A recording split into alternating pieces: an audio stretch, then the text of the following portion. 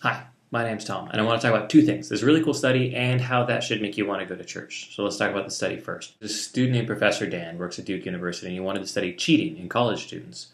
Cheating in general, but he used college students because they're available and they like money.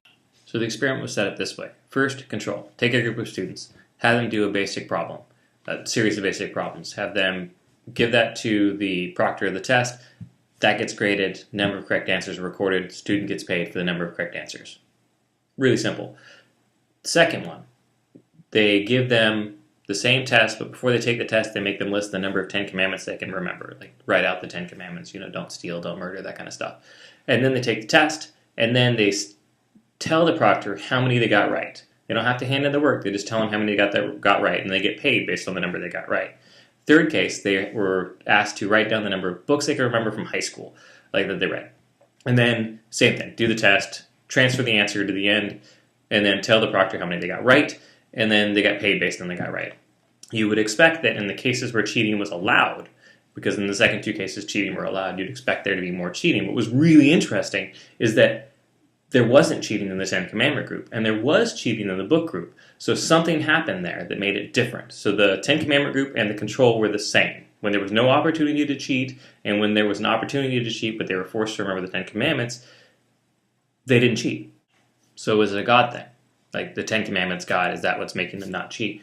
Scientists wanted to know. So they ran the test again. This time they said, hey, when you do this test, signing below verifies that you're falling under the school's code of conduct. And they found the same results. Ten Commandments, no cheating. Code of conduct, no cheating. Books from high school, cheating. Here's where it gets more interesting. The group of people that cheated didn't think of themselves as cheaters. So they did these studies again, and then they ran it with a quiz at the end this time. And the quiz, and one of the questions of the quiz was, hey, do you consider yourself an honest person? And both groups said, yeah. The people who cheated and the people who didn't cheat both considered themselves honest people. I want you to let that sink in for a second. They just finished cheating, like literally minutes before. And then all of a sudden they're saying, yeah, I'm a totally honest person. And what the scientists theorize is that they considered themselves an honest person, and they cheated just enough to where they wouldn't have to recalibrate how they thought of themselves. Like, I'm an honest person. I just fudged this number. It's just fudging. It's not a thing. We're really good at lying to ourselves. Really, really, really good at it. And we need a standard to look at to say, no, that really is a lie. Like, I really did do that thing, and that really is wrong.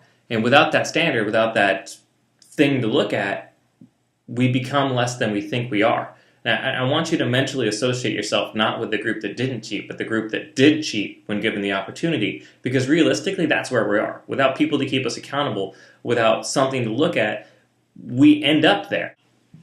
Which brings me to church. I said we were going to talk about church. Let's talk about church. You have a community of people that all believe the same thing, give or take. And there's a power in that because they're able to hold each other accountable to that thing. And they're able to remind each other of that thing. And most of the time, it doesn't take like Larry coming up to you and saying, man, you're just an awful person right now, and I just wish that you would be less awful. Sometimes we need that. Most of the time, we just need Larry doing the right thing next to us. And we're like, man, I'm going to be like Larry. And that's what we do. We make each other better, and that's part of church. And it's easy to say, oh yeah, the church is full of a bunch of hypocrites, a bunch of liars and cheats and stuff. I'm like, yeah, so is everywhere else. I mean, we just talked about those studies. Without this standard to look at, without this recalibration, we're all going to cheat. That ain't good. So why would we take out the one thing that allows us to get back there? And you could say, sure, I mean, I could not cheat by reading the Ten Commandments every morning or something. Maybe, but are you really going to do that? Are you going to wake up every morning, recite the Ten Commandments, and move on? The people who tried to remember the Ten Commandments could only remember on average 4 of them. I mean, 4 out of 10 is a failing grade in most schools. All schools. I can't think of a school where 4 out of 10 is going to get you anywhere.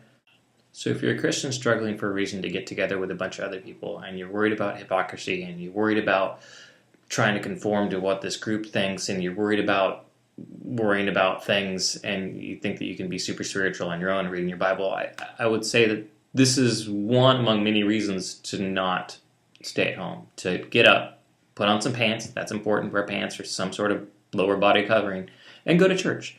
And be part of a community. An imperfect community, sure, but a community that's trying to do the right thing, a community that's trying to make their community better through their love of Christ.